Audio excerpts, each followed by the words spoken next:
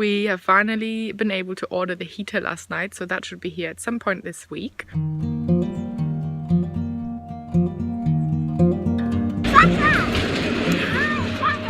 wow! Yeah! It was actually colder than the fridge. It's definitely time for a heater. Our heater has just arrived! We're gonna put it in. Cody thinks it's tractors. Unfortunately, it's not. Cody's in a hide zone.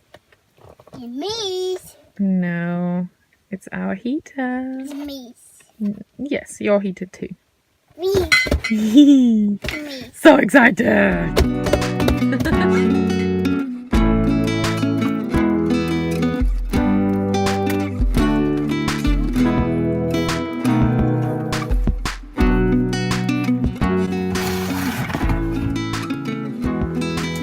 Wow. Here it is! Even with a Russian sticker on it. We're just in the van and there's a pheasant right outside our window.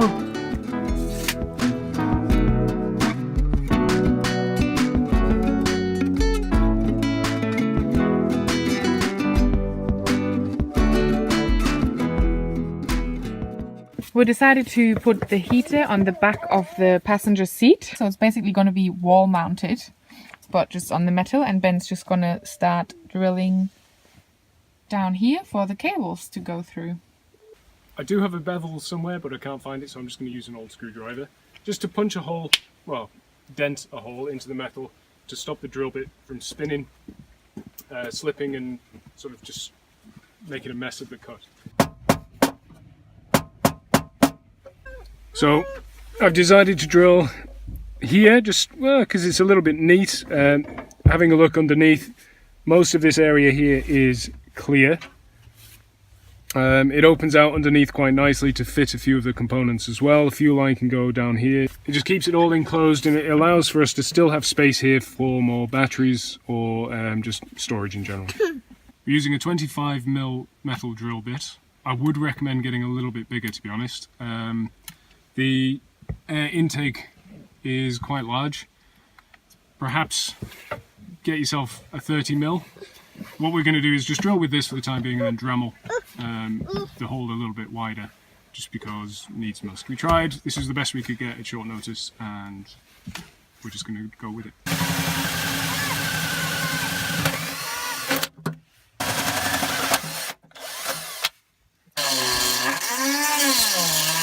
The holes are cut and ground out wide enough for the air combustion intake.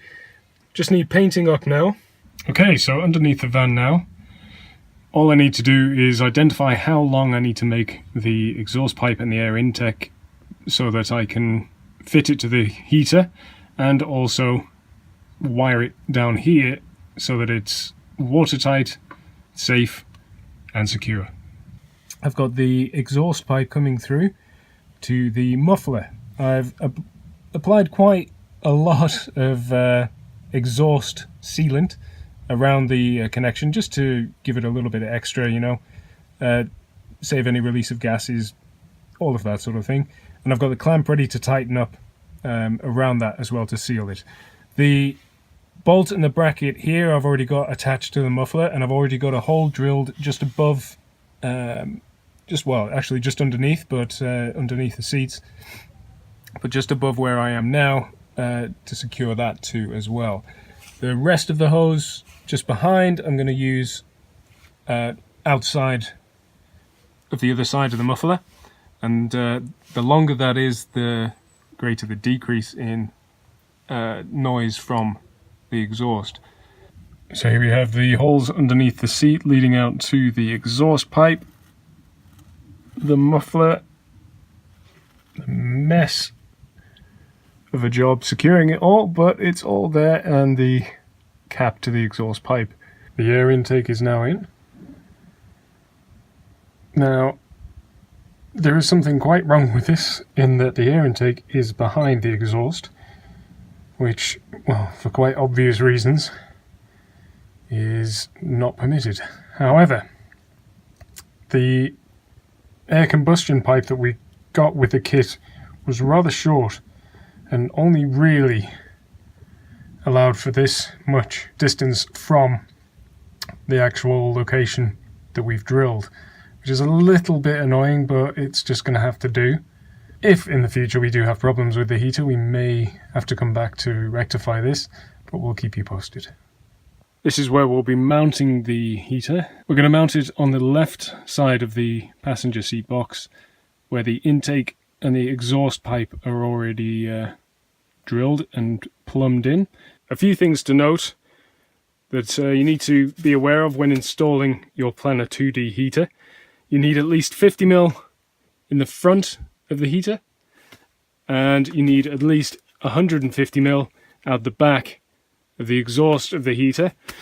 And also, when mounting, if you're going to mount it vertical like this, you need to have the cables on top, and if you're going to mount it horizontally, you need to have the cables on this particular side.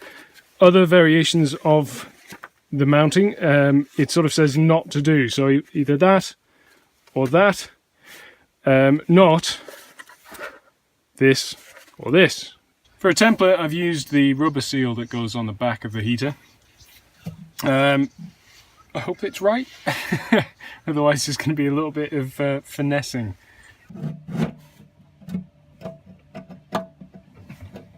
The hot pipe is coming out on the left, so just next to the door. This is the air intake. Just fitting the combustion air intake. That's just going straight on with the harness tie there, and that's quite straightforward. The exhaust pipe, however, because this is internal, there's a thermal sleeve that it gives in the pack. Recommends you put that on for anything inside. So slip that on, cut it to size, just left a little bit there for the next harness bit to go on. I'm going to use some exhaust sealant as well, like I used on the muffler, and get that all connected. This is all going in quite nicely. I'm just going to seal around these as well to the outside, just to make it watertight and everything. Here we have the fuel pump. As you can see, the little arrow on here is the direction of flow. It's the same end as the power connector. This is also part of the same function. You want to put that on just there, and then push this clip down to lock it all together. The other cables, as part of the wire harness, will push in to these bits here. The mount itself is really straightforward. I'm going to mount it onto the wall this way, so sleeve it through. Needs a bit of persuasion. And then you push that up to about here, and that's how you mount it on. I'm not going to put it on just yet because I'm going to be underneath the van in a minute. I'm just trying to find a spot to put the fuel pump. You want it fairly close to the fuel tank. And not in the way of everything else, but I don't know. I'm struggling to find a space at the moment. Just finishing up here with the securing of all the fuel line and the hose to the pump itself. So what I'm going to do now is, using the full reel of fuel line that I've got, going to cut it to length underneath, as opposed to pre-cutting the length that I need. This way it'd save me making any errors. It's going to be a little bit fiddly under there, but I just don't want to make anything too long or too short. All ready to go.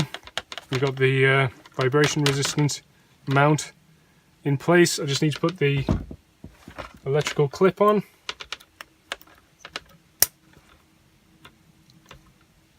That's ready to go.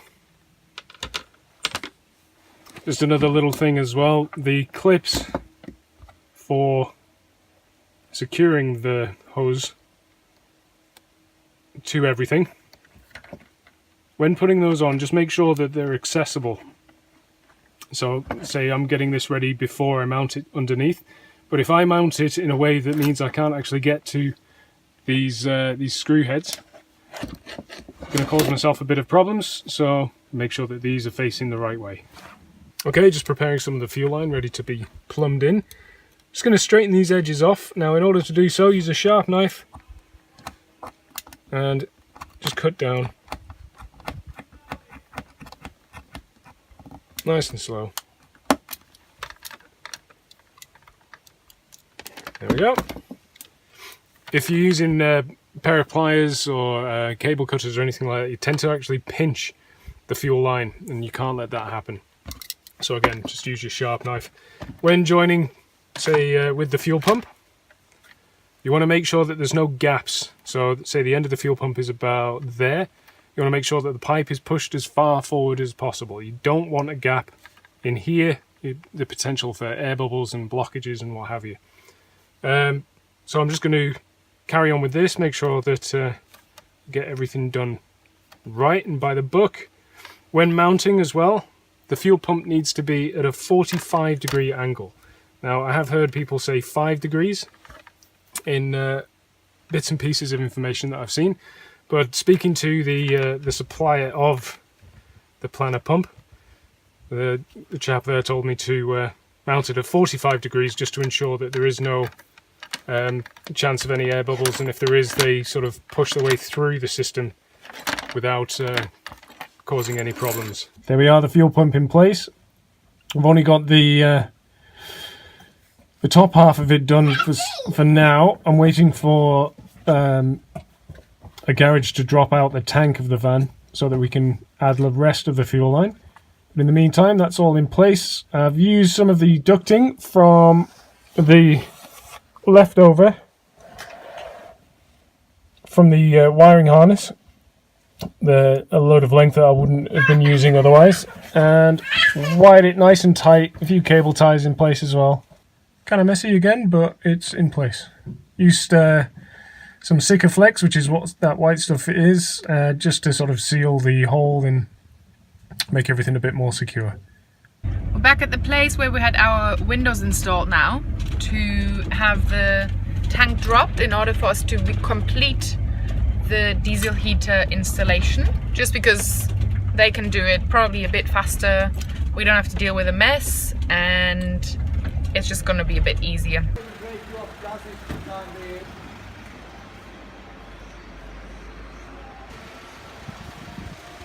You go up, yeah, you're up.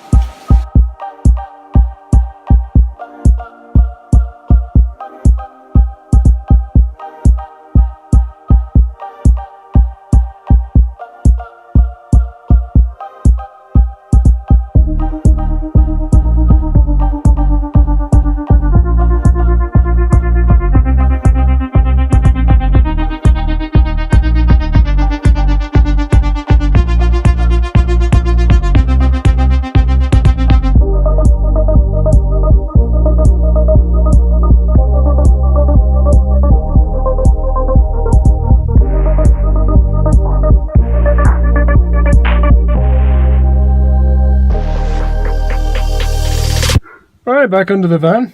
Now, the fuel line is all plumbed in, and we're pretty much ready to go. It's all wired in, all the wiring harnesses are there. I just need to earth and connect to the batteries. Now, when getting the pump in, it was pointed out that the exhaust pipe being underneath the cab in a well of its own was perhaps not the best idea.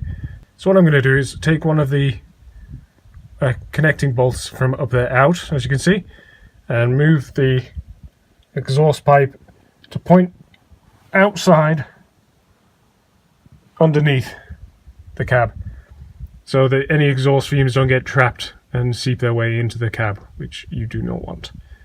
Unfortunately, I don't have enough exhaust pipe to clear the underneath of the cab. So what I'm going to do is add a pipe. Now, I'm not entirely sure if this is recommended. Couldn't really see anything in the literature to say otherwise, other than, you know, overextending the length of the exhaust pipe, but this isn't too bad.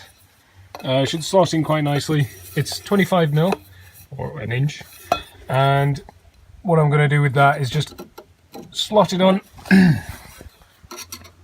slot it onto the pipe, and have that come out like so. Perhaps not that far, of course, but angling back as to not get any sort of water going up into the pipe. Just giving it enough length to clear the side of the van so that any exhaust gases can be sort of expelled safely.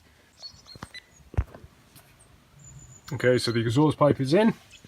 It's the system that's in place. It's literally just tied up, which gives it a lot of give. So if it does catch anything, or we go through puddles, things like that, it's not going to rip off so much. It's just flex out the way. So there we have the exhaust line just tied in, but all the little Jubilee clips holding it in place very tight and secure. And that should be it. It should work. All that's left to do now is wire in these to the battery. The fuse box, which is part of the cable harness, all built in, really simple. Just clip together with the rest of the bits, and it's really straightforward.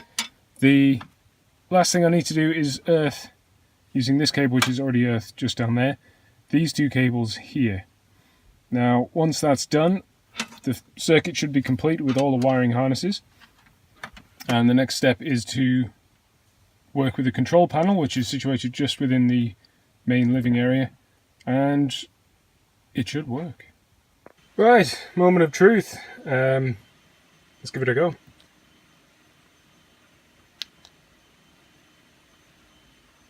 In the manual it does say to turn off and on in quick succession to help prime the fuel line and the pump and everything.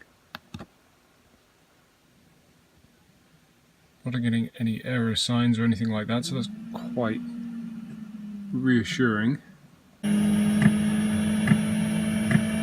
Okay, so you can hear the fuel pump just kicking in there. Here we have the heating exhaust, of course not installed properly just yet, and is kicking out quite a bit of heated air. You can probably hear it in the mic. And it's great, it's working, really happy about it. We'll get that installed properly, and it's, yeah.